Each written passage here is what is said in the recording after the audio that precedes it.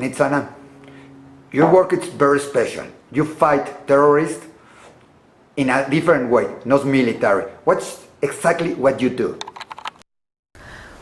We file lawsuits against the organizations and their state sponsors.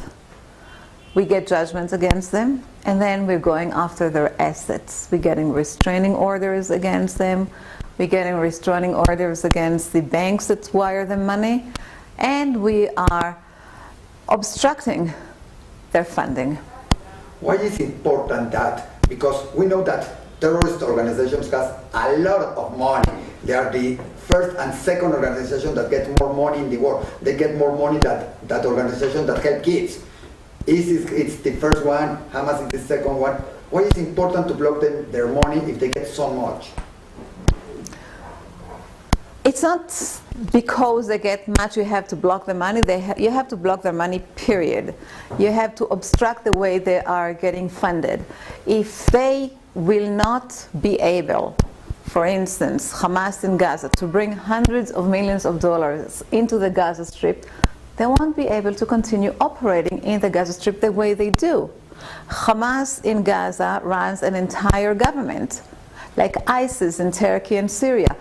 These organizations were considered to be, as you said, the most rich organization in the world, run governments. They have ministries, they have offices, they have foundations that they control, and all that in order to control the population underneath them, in order to provide them with all type of services, in order to maintain the military, in order to maintain the training. Imagine if you don't have this money, you won't be able to operate. Thinking about a terrorist attack, you can think you don't need money. In the new ways, they only need a knife, or they only need a car and go against the kids, or to kidnap some kids. They don't need money, or do they need it? Yeah, this is what you see as a final stage. But do you see the one who got them incited to take a knife and to stab people on the street? Do you know who or how much money gets the one who told them to go and massacre Jews in the synagogue? Do you know that he is an official in the Palestinian Authority, or he gets a paycheck from Hamas, or he gets funded somehow? All this, what we call now sporadic attacks, all these individuals who get up one morning and carry out attacks, are directed and incited to carry out these attacks. And they are directed and incited by the terror organizations, by the leaders of the terror organizations. So once again, if you break this leadership, if you block the funding from this leadership will not be able to continue to operate and to incite people to carry out attacks. We used to think that there is no money actually to carry out attacks, but now we know that there is a lot of money needed. All these different attacks happened recently, cost money, and all the war that Hamas was engaged with against Israel cost hundreds of millions of dollars. But tell me something, when you speak about money, we know, or we hear, that Gaza doesn't have money, that need money, that every country has to give money for them, because poor people, they are dying of, without money. Is that true? Because we hear about a lot of money that gets into the hands of Hamas, and that gets, instead of getting food, it goes to buying armament and to train terrorists. It's absolutely true. The money that the European countries, for instance, think that they are giving the people in Gaza goes half to the Hamas in Gaza. I mean, it's facts that people know that once you bring, for instance, a sack of cement or a sack of flour, you bring it into Gaza, it gets taxed. It gets taxed by the government in Gaza, and the government in Gaza in Hamas. So Hamas basically controls everything that goes into Gaza, everything. And therefore, by providing food merchandise, cement, all different services and products that you serve, that you provide the people in Gaza, half of them goes to Hamas. Something I don't understand. When does your job start? After a terrorist attack, you go after them and you pursue them and you sue them after a terrorist attack, so you get what's happened with the money, or or put them in jail. What is, you're only after the money, you're only to break down, or to put the people into justice and in jail? It's basically a combination of what you said. It's first to block the money from arriving to the hands of the terror organizations. You do this by blocking the pipeline.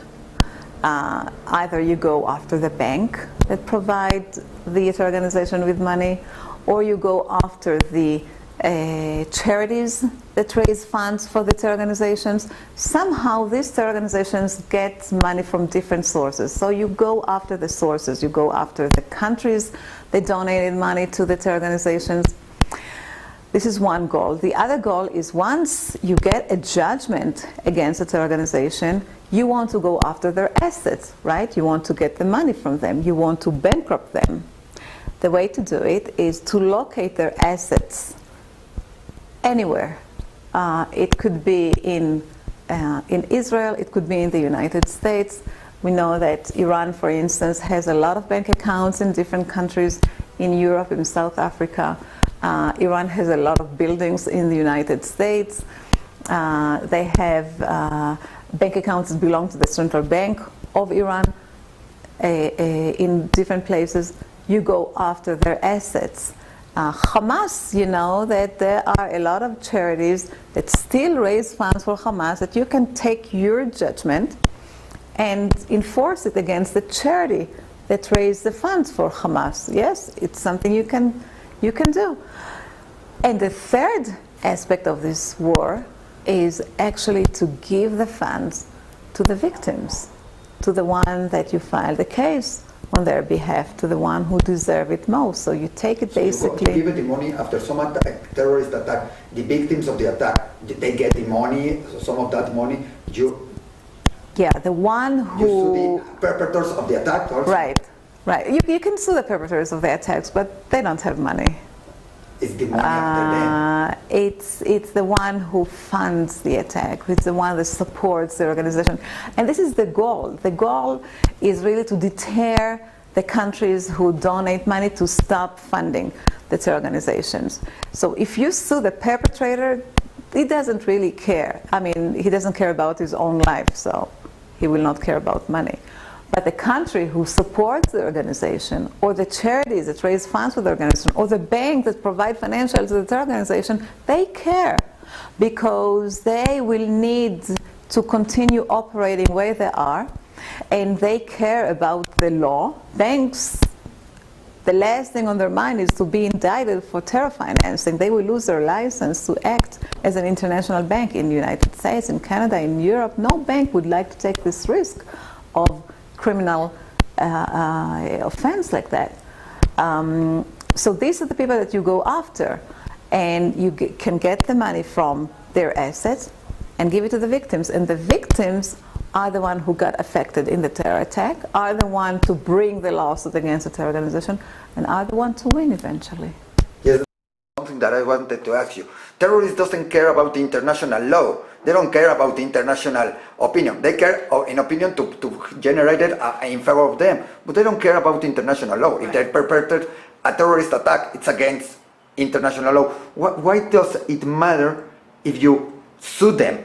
I imagine. They care, but when you go after their assets, they do care. Iran, for instance, never shows up in court. They don't send lawyers. They don't appear in court. They get pay?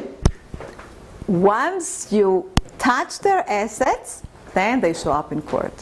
Then they send lawyers. Then they fight really hard. And you can come and say, what do they care?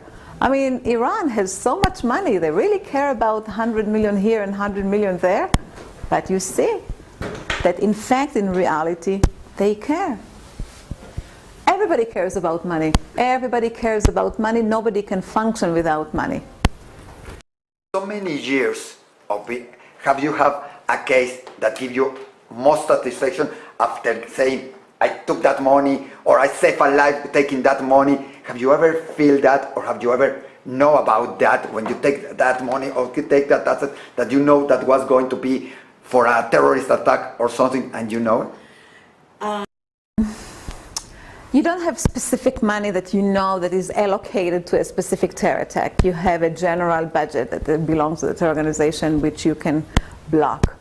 And I got real satisfaction when I win a case and I actually get the money.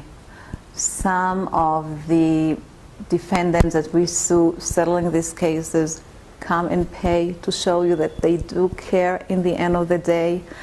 And some of them, with a lot of efforts that you put in, you're able to get a large amount of money. And knowing that so far we collected over $120 million and gave them to the terror victims, give you a lot of satisfaction. What was your worst or hardest trial you have to fight? Which one was the most that you say, this is hard, but I have to win it? Or when you lose it, you say, how could it be? Well, I have a current case on right now. It's the case against the Bank of China.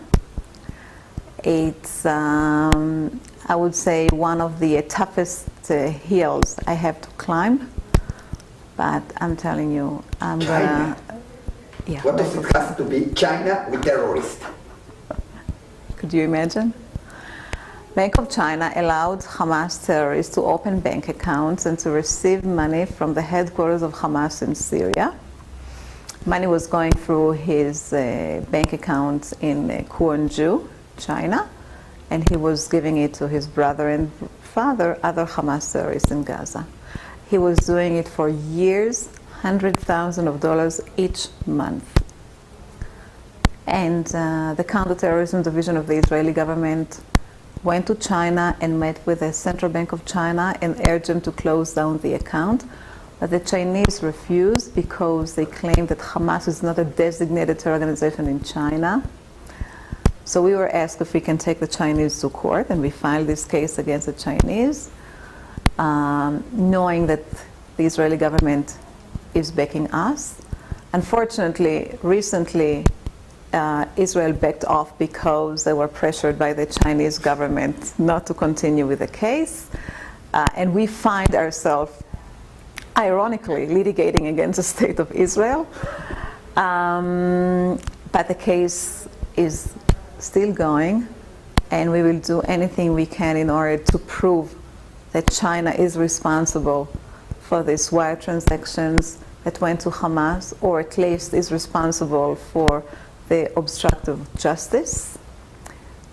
And I can assure you that we will do anything we can in order to win in the end. What happened with Latin America? Is involved in these terrorists all around? Latin America is very deep in terrorism, yeah.